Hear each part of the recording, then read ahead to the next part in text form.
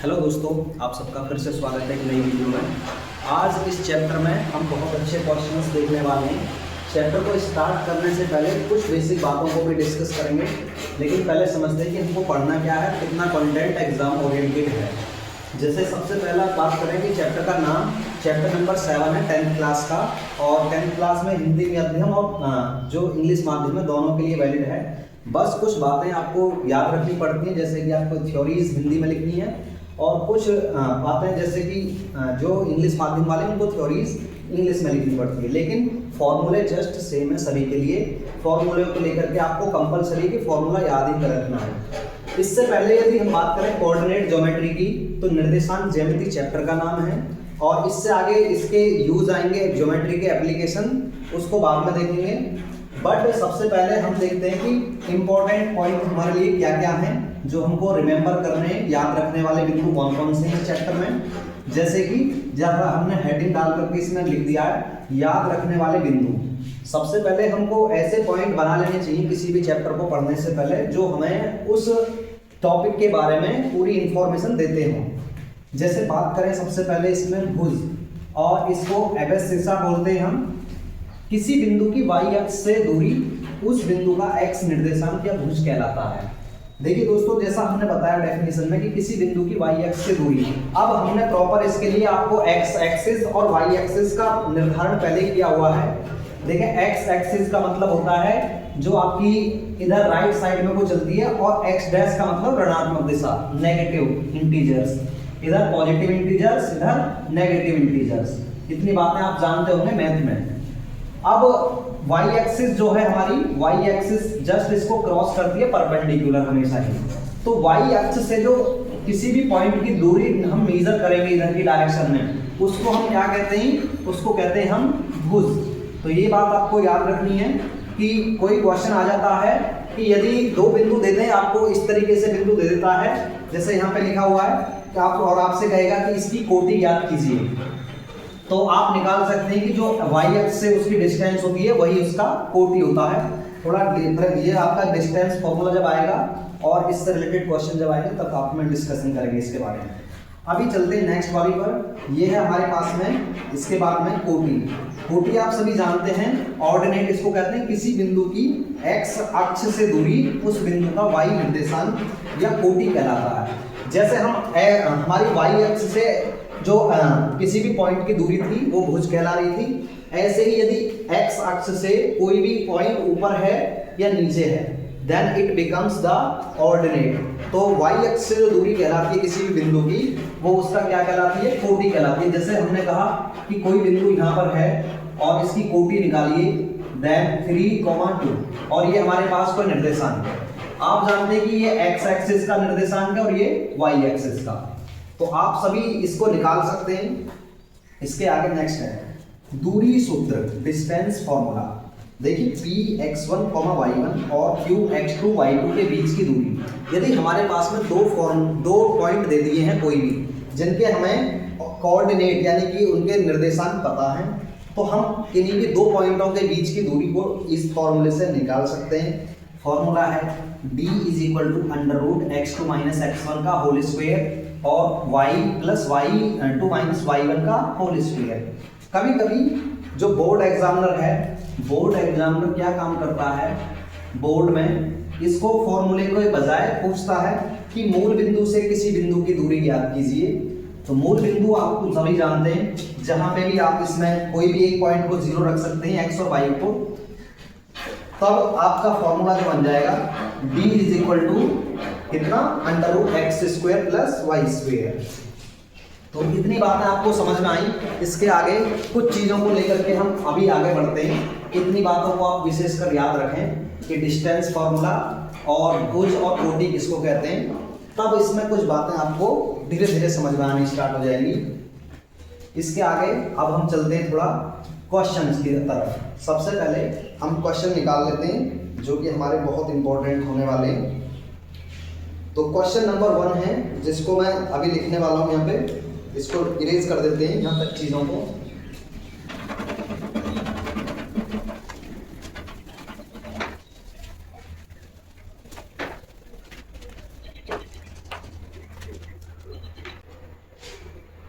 देखिए सबसे पहले क्वेश्चन नंबर 1 है।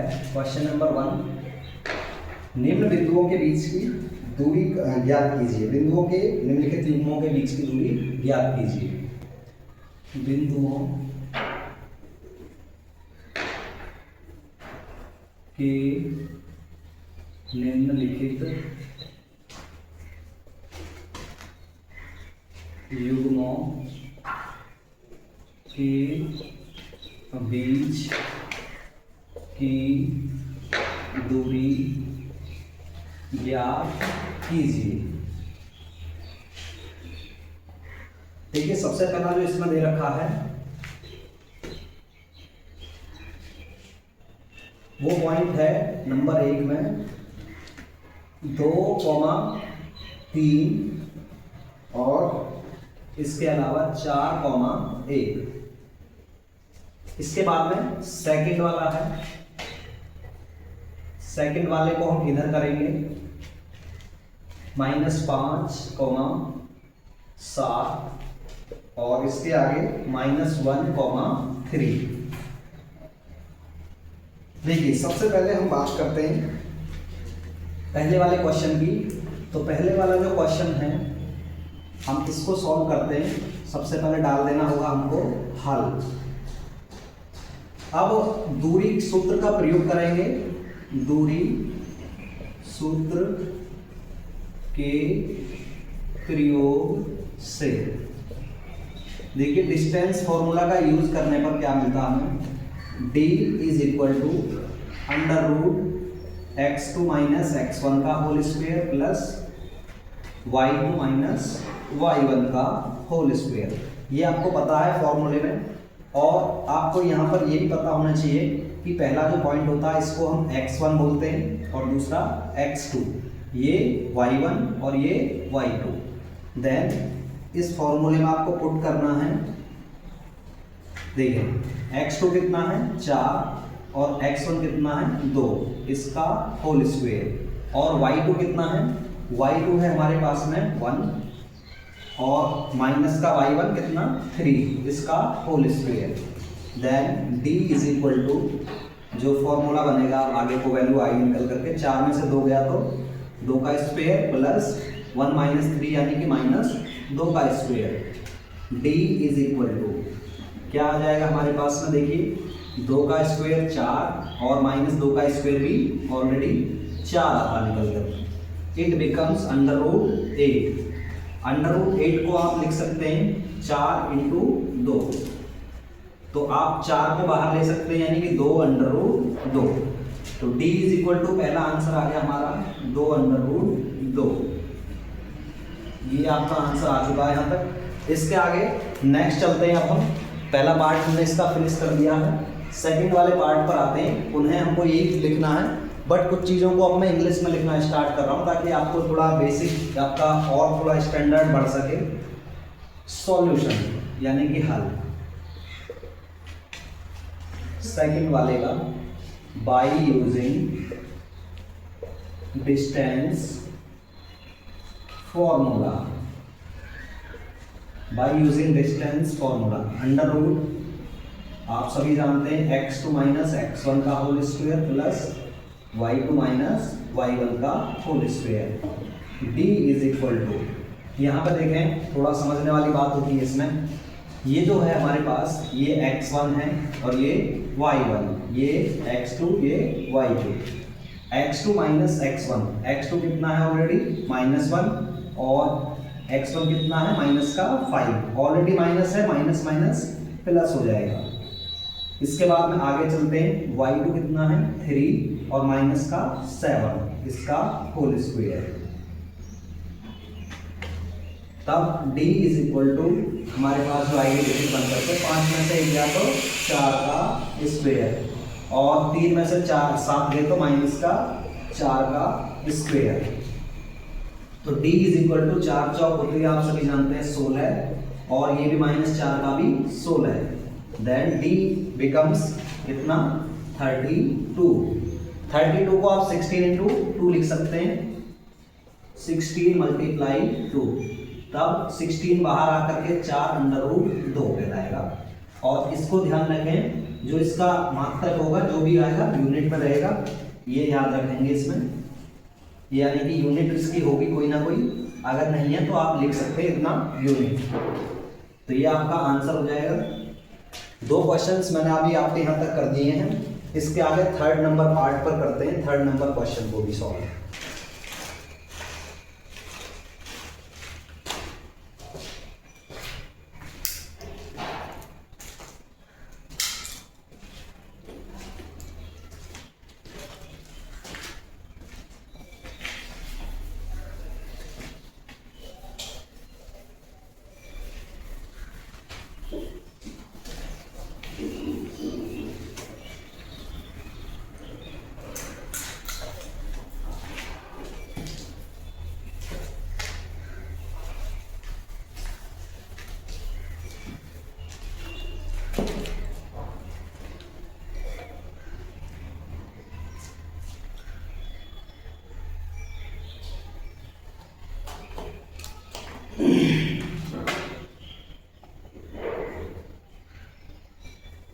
a, b और -a,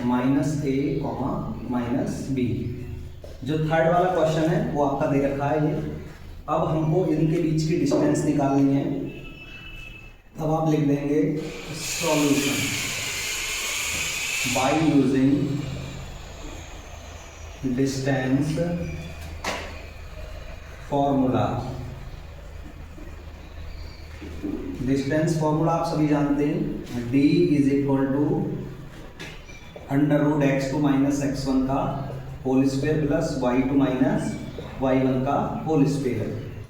देन d बिकम्स, देखें फिर से समझने वाली बात है, यहाँ पे मैं लिख देता हूँ, जो x1 है हमारा a है और y1 क्या है यहाँ पर b, और x2 जो है वो माइनस का a है और y2 क्या है माइनस का b। तो आप रख दीजिए इसमें फॉर्मूले में जो भी वैल्यूज हैं। x2 कितना है माइनस का a और माइनस का ऑलरेडी a, दोनों का स्क्वायर प्लस माइनस का b और माइनस b दोनों का स्क्वायर। देन d बिकम्स, ये हो गया हमारे पास माइनस का 2a का होल स्क्वायर प्लस माइनस का 2b का होल स्क्वायर।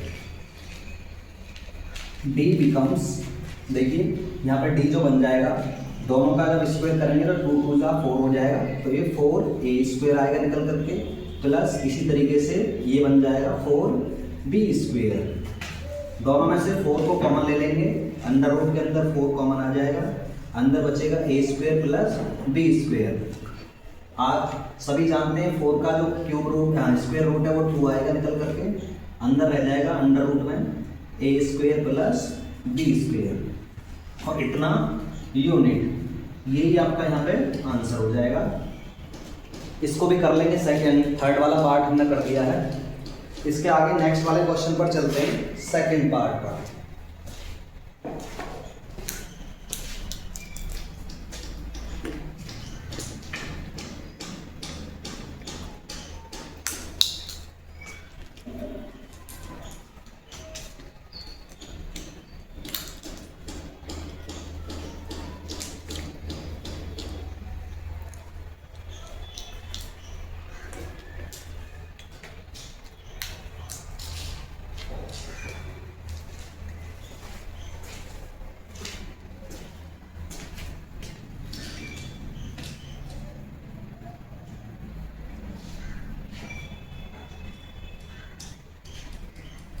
अगला जो क्वेश्चन है, अगला क्वेश्चन है हमारे पास में, बिंदुओं के बीच की दूरी ज्ञात कीजिए।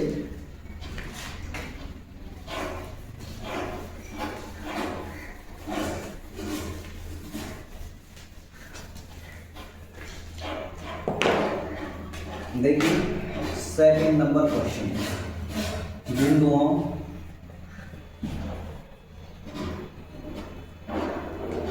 (0, 0 और 36, 15 के बीच की दूरी ज्ञात कीजिए। ज्ञात कीजिए। क्या अब आप अलग क्षेत्र में दिए गए दोनों शहरों के बीच की दूरी ज्ञात कर सकते हैं? चलिए इसका जो बाकी का पार्ट है वो एक एग्जाम्पल में सॉल्व है ऑलरेडी, तो पुनः solution by using distance formula. आपको फॉर्मूला यूज करना है, d is equal to under root x2 minus x1 का whole square plus y2 minus y1 का होल स्क्वायर। देखिए फॉर्मूले में सबसे पहले हम लिख लेते हैं, क्योंकि 0 0 है, देन इट इज ओरिजिन यानी कि मूल बिंदु दे रखे हैं हमारे पास, x1 इज इक्वल टू 0 और y1 इज इक्वल टू 0। इधर x2 कितना है 36 और y2 कितना है 15। ये पॉइंट आपको अलग बना लेने चाहिए ताकि आपको आसानी रहेगी तुरंत फॉर्मूले में अप्लाई करने में। d इज इक्वल टू, ये हो जाएगा हमारे पास में x2 कितना 36 माइनस 0 का होल स्क्वायर प्लस 15 माइनस 0 का whole square. d is equal to आ जाएगा निकल करके, देखिए कितनी वैल्यू आती है 36 का ही स्क्वायर बन जाएगा ये, और प्लस ये 15 का स्क्वायर। तो आप इनको दोनों को सॉल्व करेंगे। अब देखिए 36 का जो स्क्वायर आएगा निकल करके मैं निकाल देता हूँ, 6 6 जा 36, 6 3 जा 18, 216, 3 6 जा 18, 3 3 जा 9, 9 और 1 10, 6 9 2 और 1296 अंडर रूट 1296 प्लस 15 का आप सभी जानते हैं 225 होता है। दोनों को ऐड करेंगे 225, 6 5 11, 9 2 11 और 1 12, 2 2 4 और 1 5 और 1 1521। देखिए 1521 आया यहाँ पे निकल करके। 1521 जो है किसका स्क्वायर रूट होता है अभी चेक कर लेते हैं यहाँ पे। अगर जब आपको ऐसी बड़ी डिजिट आ जाए और आपको स्क्वायर रूट ना पता हो, तब आप ध्यान रखेंगे कुछ चीज़ों का विशेषकर, जैसे कि यहाँ पे दिया हुआ 1521, तो इसके फैक्टराइजेशन मेथड से आप तुरंत निकाल लेंगे। आप सभी को पता 5 और 1 6 यानी कि 3 से डिवाइड हो जाएगा, 3 5 15, 3 7 21, 7 5 12, 3 3 1 3 बचा 2, 3 6 18 और 3 9 27। अभी आपको पता 13 से कट जाएगा इजीली, 13 का ही स्क्वायर रूट है। तब हमारे पास जो वैल्यू आती है निकल करके d इज इक्वल टू कितना हो जाएगा ये, इसको हम लिख सकते हैं 3 multiply 13 multiply 13, then it becomes 3 बाहर आएगा और 13, यानी कि ये हमारा कितना 39 यूनिट, इसका राइट आंसर हो जाएगा। यानी कि d की जो वैल्यू है 39 यूनिट आएगी, यदि वो चाहे सेंटीमीटर में हो चाहे मीटर में हो, ये आपको ध्यान रखना।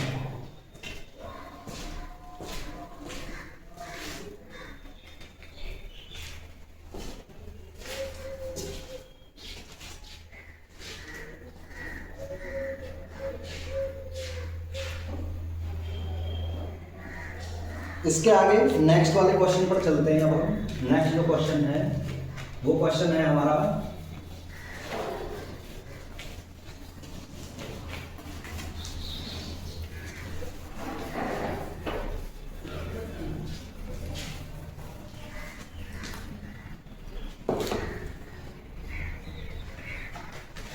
थर्ड नंबर क्वेश्चन, ज्ञात कीजिए कि क्या बिंदु,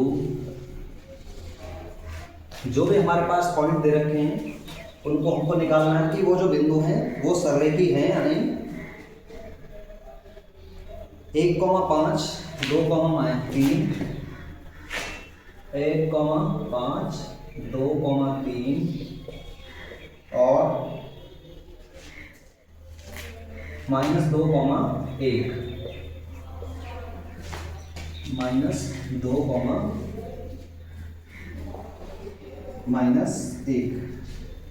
-11 सररेखी हैं या नहीं।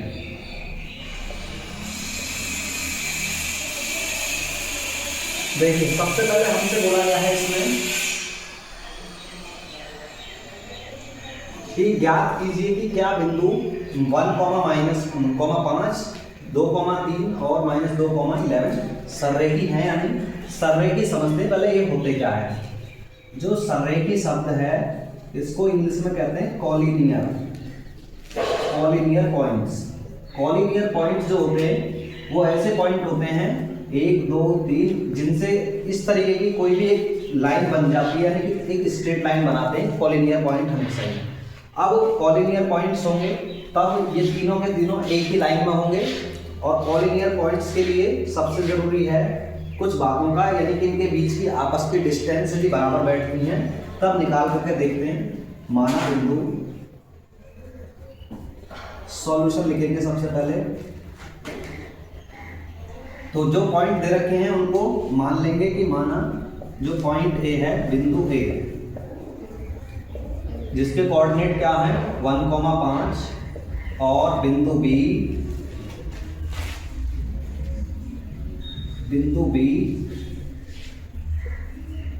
जिसके कोऑर्डिनेट क्या दे रखे हैं 2,3 और बिंदु -2,-11 है। तब हम ए और बी के बीच की डिस्टेंस निकालते हैं, क्या आती है बाई यूजिंग, यहाँ लिख देंगे by using distance formula. Distance formula जो होता है अभी आपको पता होगी उसकी, एक तो d = क्या होता है √(x2 - x1) + y2 - y1 का होल स्क्वायर। तो d का यहाँ पे d की जगह क्या है, a और b की बीच डिस्टेंस निकाल लें तब ये बन जाएगी DAB। अब हमको निकालना है इसका बीच का डिस्टेंस। बिंदु हमारे पास है, 2 में से 1 को सब्ट्रैक्ट कर लीजिए और इसी तरीके से 3 में से 5 को कर दीजिए। ये जो आएगी वैल्यू हमारे पास निकल करके आएगी, 2 में से 1 गया तो 1 प्लस 3 में से 5 गया तो 2 और उसका स्क्वायर 4। तो ये वैल्यू आती है हमारे पास DAB की कितनी आती है √5 यूनिट। इसके आगे नेक्स्ट निकालते हैं अभी हम DBC, यानी कि B और C के बीच की डिस्टेंस B और C। अब निकाल लेंगे जरा x2 - x1 यानी कि -2 में से -2 और -2 का स्क्वायर, और 11 - 3 -11 - 3 का होल स्क्वायर। ये जो वैल्यू बन जाएगी हमारे पास -2 होगा, निकल करके DAC = √3 का स्क्वायर प्लस 16 का स्क्वायर। तो इट बिकम्स DAC। ये हो जाता है हमारे पास में 3 का स्क्वायर कितना 9 और ये 256। तो कुल मिला के DAC जो वैल्यू आती है √265। अब ये भी अलग यूनिट है, ये भी यानी कि वैल्यू डिफरेंट आई है। लेकिन हमें जो कॉलिनियर पॉइंट प्रूव करने हैं, कॉलिनियर पॉइंट को प्रूव करने के 2 तरीके होते हैं। सबसे पहला तो ये कि यदि 3 पॉइंट कॉलिनियर कब कहलाते हैं, यदि या तो उनका जो उनसे बनने वाला जो ट्राइंगल है, ट्राइंगल का जो एरिया है वो या तो 0 हो, पहली तो कंडीशन ये होती है। दूसरा किन्हीं भी ट्राइंगल यानी कि किन्हीं भी 2 बिंदुओं का या 2 भुजाओं का योग तीसरी भुजा से बड़ा नहीं होना चाहिए, या ये हम कह सकते हैं कि AB + BC does not equal to कितना AC। हम ये भी प्रूव कर सकते हैं। तब हमें कंडीशन यहाँ पे कौन सी अप्लाई हो रही है, थर्ड वाली कंडीशन यहाँ पे अप्लाई हो रही है। तब हम कह सकते हैं कि ये पॉइंट क्या है, कॉलिनियर नहीं है, यानी कि सररेखी नहीं है। क्योंकि आप देख सकते हैं कि DAB की जो वैल्यू है वो कितना है √5 है, और BC की वैल्यू क्या है √212 है। बट ये कभी भी वैल्यू किसके बराबर नहीं होगी, 265 के बराबर नहीं होगी। यहाँ तक हमने आपके 3 क्वेश्चंस करा दिए, बहुत इंपॉर्टेंट क्वेश्चन थे ये।